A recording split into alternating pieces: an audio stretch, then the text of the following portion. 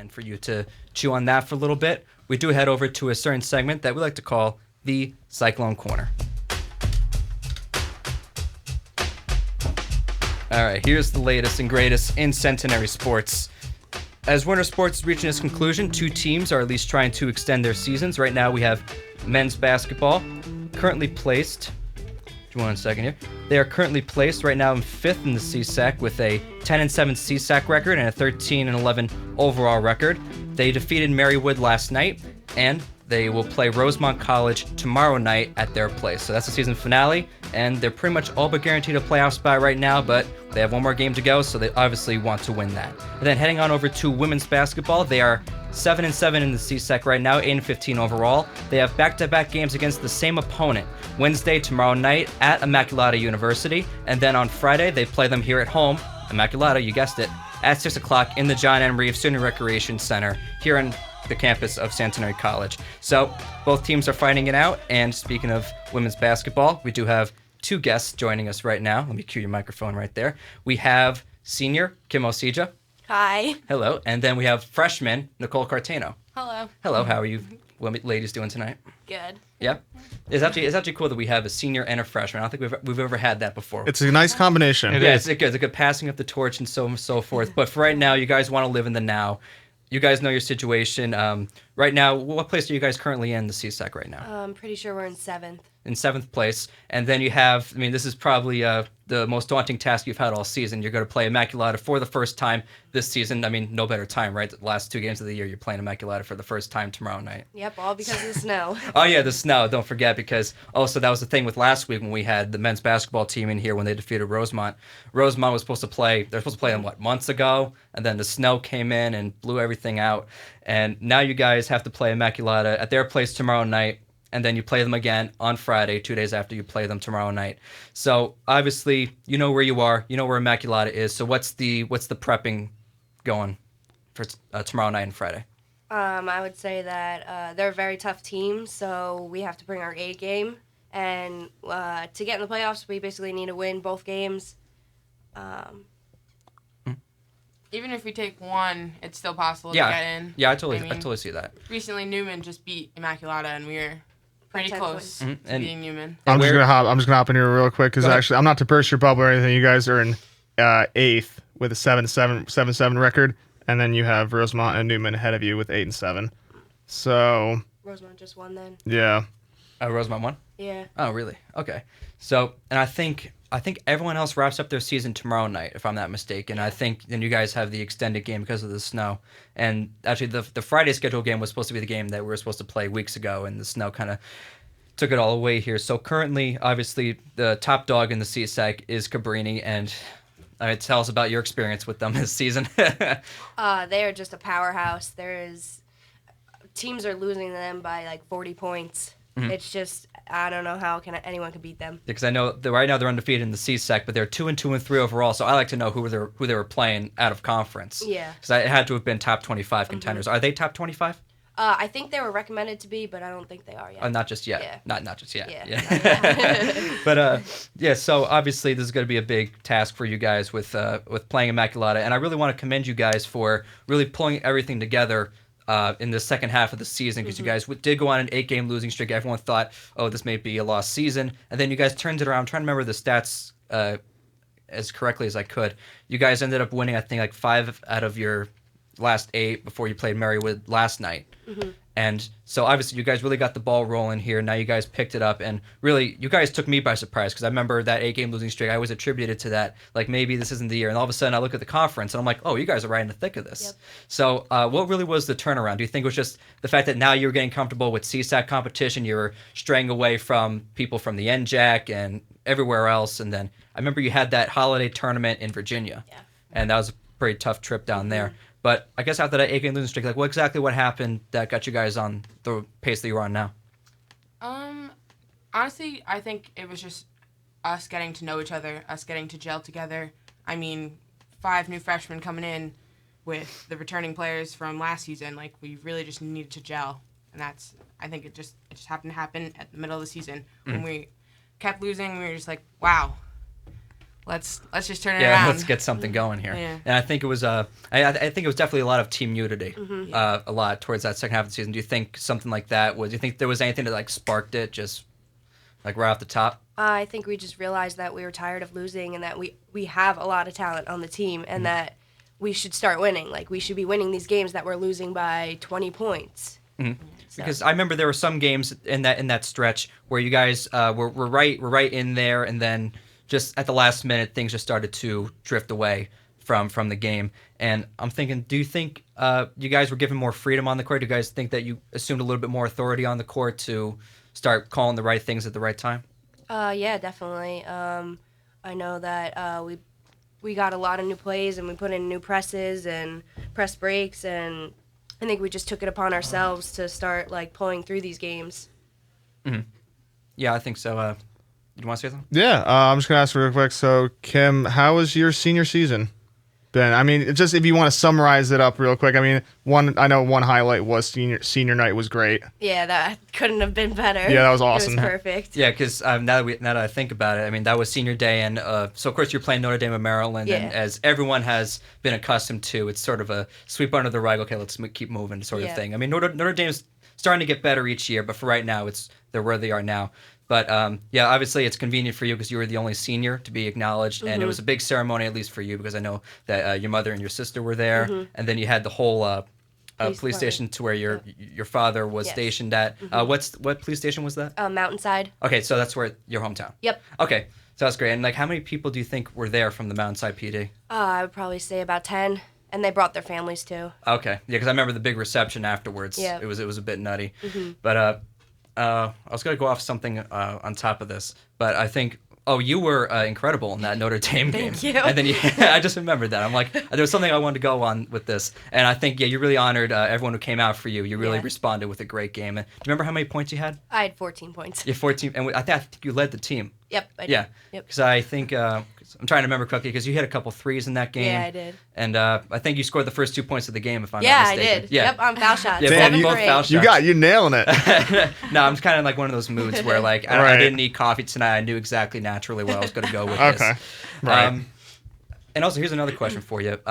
Bringing up your background, I know you went to Albright College your freshman year. So you've had 3 head coaches as women's basketball here? Yes. Yep. But, well, technically, if you were at Albright playing basketball, you had 4 head coaches. Yes. All right. So what kind of a solidity is there? It's a little crazy. Actually, Rachel Weidensaw, who was our coach for the past 2 years, she was my assistant coach at Albright College. Oh, really? And I didn't know. I transferred before she came over here.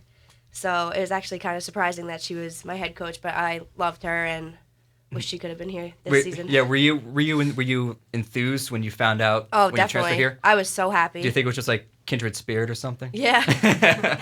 And the other thing too, I was noticing you went to Governor Livingston High School and you played I basketball. was just there. about to ask that too. Yeah. Oh, I'm Yep. sorry. I take your thunder away, go ahead. Corey.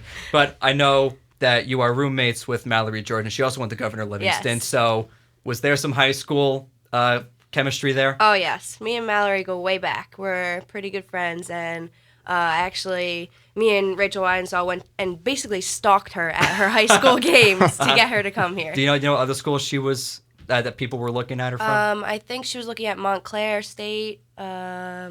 Not sure about the other ones. Mm-hmm. Yeah, because I know for a while Montclair was doing Yeah. some damage, and obviously a lot of times, sometimes a lot of like a shadow is casted over Centenary because we're the only non-division, we're the only Division III New Jersey school that's not in the NJAC. Mm-hmm. So a lot of times we get casted over, and like the NJAC, as we all know, is Very tough. very Yep. talented. And you guys went to play NJCU. Yes. I think did you guys play Montclair this year? Nope. Like, Kane. Did you play? You Kane. played Kane. That's the one I was Yeah. thinking of. William Patterson, was that in the mix? No, we didn't play them either. I'm trying to think of other teams. Do you know any other teams that were in the NJAC that you played this year? Or was that pretty much it? Is St. Elizabeth? Did we play them? They were in our tournament, weren't they? Yeah, I don't think you guys got to play them though. No. Because I think it was NJCU and Penn State, one of the Penn State Yeah, satellite schools. Yeah, but I also want to shift this over to Drew. Nicole. Huh? Oh, Drew? Drew. Yeah, Drew. I don't think they're in the NJ. I think they're in the Landmark not? Conference. Oh, okay. Yeah, well, maybe there's another one. Maybe I'm doing not enough research to see how many NJ schools are in the NJAC. But overall, NJAC schools conference, dominant conference. Moving on. Nicole, I was going to ask you too because I know that you went to Midland Park. Yes. And Where was I going with this? I don't know. I don't God. know. Okay, because I think at some point I actually know someone who went to Midland Park. She may be a year or two older than you, who also played basketball. So I'm going to see if you know her. I'm going to give you a hint. Okay. Okay, she played basketball, but her main sport was softball. Casey Damiano. No? No. I don't know. I think she plays softball in college. Maybe she was before your time or whatever. Christine Klein. No. Amanda? Amanda Parker? Yeah. Oh, yeah, she's Yeah. in my grade. Yeah. Oh, she's in your grade. Yeah, she's Okay. in my grade. Okay, She yeah. goes to Rowan, yeah. Yeah, okay. I know She her. goes to Rowan for softball, Yeah, right? Does she she's- play basketball there? No. Yeah, because I knew her briefly because her mom and I, her mom and my mom worked together. And then I ended up meeting her up because I did a lot of sports video stuff in high school, and Wow, I ended yeah. up doing a She's- softball video for her and stuff. Yes. So it was pretty cool. And speaking of high school basketball, I also know because I'm from Woodridge High School, and you may know a played. player on your team that Allie. went to Woodridge. Allie. Right, and I think if I remember correctly, you guys played them in a conference tournament game. Yeah, we Uh-huh. did. So, do you remember that game at all? Do you remember anything from it? Yeah, I do. I remember we just beat them, but But that's all you need to know. yeah. On to the next one. Yeah, because did you think like at any point you think like these players that they're my rivals? Did you ever think that you were going to play alongside them in college? No. I mean, obviously it was a long time. I mean, what were you probably a sophomore around that time? Yeah, around that. sophomore. So you probably weren't thinking that far ahead. But did you think No. in a million years that any teams you were going to play against that you ended up being teammates with some of them? Taylor, actually. Oh, really? Yeah. Taylor Prislak. Yes. And where does she play? Belvedere. Okay. School? And that's where Jesse Shar's from. Yeah. Right. Okay. Yeah, and it was a state game for it was our senior year, but she had broken her wrist, so she was not playing. She was on the bench. I didn't remember her because she didn't play, but she did remember me because she watched the game. We ended up beating them, but it was crazy. Mhm. So like, how did Midland Park do over the course of the time you were there? We were not that great my freshman and sophomore year, but my junior and senior year, we were back-to-back state sectional champs, and we broke tons of records at Midland Park because we were a very tiny school. So we just went in, and it was me and two other seniors, Amanda, and another senior, Rebecca Ribeiro, who plays at Dominican. But we just were great. We've been playing since we were little together, and we just came in, and I don't know, we just dominated. This game It together, was did weird. Did you have a coach that throughout that whole system, or did you have different coaches? I had a different coach my freshman and sophomore year, but then my junior and senior year we had the same coach, and he was great. He was phenomenal. He's still there. That's probably why they're where they are now. Yeah. So yeah, exactly. So old coach, new coach, pretty much. So we have about 3 or so minutes before we have to take our 11 o'clock news break. But obviously, you guys are looking ahead here tomorrow night against Immaculata. Obviously, you want to take it one game at a time here. See what Immaculata has to offer Wednesday night. See what you can take from that. And then play them here on the home court. You'll have the home court advantage, obviously. We'll have the baseball team there, no problem. Corey and I will be there, no problem. And I'm sure Dan and Allen. course. Whenever, yes. by the way, whenever Dan and Allen show up for a game, it's a crazy Centenary victory. Like Hey. they were here for the Rosemont victory for men's basketball. Yeah. That was Uh-huh. insane. Move that mic closer to you, McKim. That's it. All right, and then they were here for a soccer game, and the Centenary women came back in dramatic fashion. So if you want to win on Friday, you ought to make sure that these two are here. I think I have a good Dan luck and charm. Yeah, you better come. All right, I'll definitely come. So what's really your outlook here, and what you could say? Like you said, I think we're just going to take it game by game. We only have 2 games left, and we're playing the same team. So for tomorrow night, we're going to bring our best and try and beat them. And if not, then we'll get them on Friday. Because I was also thinking to last season when they beat you on a buzzer beater. Oh, yeah. So obviously, if something like that could be captured for either tomorrow night or Friday night or both nights, I think something could happen. Anything's possible Yeah. here. Yep. I think so. And okay, we have about a minute and a half here. So do you guys have any closing thoughts? Do you want to wish any well wishes to the men's basketball team or anyone? Oh, of course. I hope they go very far in their playoffs. Yeah. I wanted to give a shout out to the squad, Julia present and HR. And Heather and Amber and Ange as well. So And also a proper shout out here is for Jure because she's been our talent coordinator for quite a couple weeks now, getting people to come in here. She's always saying, "Oh, if you want anyone to come in, I'll give you the hookup and whatever." So obviously, Jure is part of this credit. You're the real MVP here. Yeah, thank you. She said, she said thank you. What's I up? also want to say hi to my mom because I know she's listening. Love you, okay. Mom. Oh, that's great. Okay, free That's publicity. great. I like the free publicity here. But we're in our last minute here. But Kim and Nicole, thank you so much for being here on the Cyclone Corner, and we wish you the best of luck tomorrow night and Friday night. I'll be sure to be watching the live stream, as I'll be watching the men's live stream tomorrow night. But I'll be there on Friday, so you have my back. Thank you. So coming up in the 11 o'clock hour, we'll be back here at 11:06 after the NPR news break. But starting at 11:06, we'll continue our sports talk here around the sports world with Corey taking us inside the glass for an NHL Insider. The Rangers 6-5, incredible victory over the Islanders at It was Nassau. nuts. It was nuts. Absolutely nuts. And then the Devils were in action tonight against Buffalo. They won another shootout. I can't The believe Devils it. won? Wow. They Oh, my won. They goodness. won a shootout. That's unbelievable. And then Well, there it was- was against Buffalo. And so. then there was a trade between the Winnipeg Jets and the Buffalo Sabres, so we'll get all into that at 11:06. But for right now, enjoy the NPR News. You're listening to member-supported 91.9 WNTI Hackettstown. And worldwide at WNTI.org. Public radio from Centenary College. Luna Chimney Sweeps and Hearth Products of Andover, New Jersey.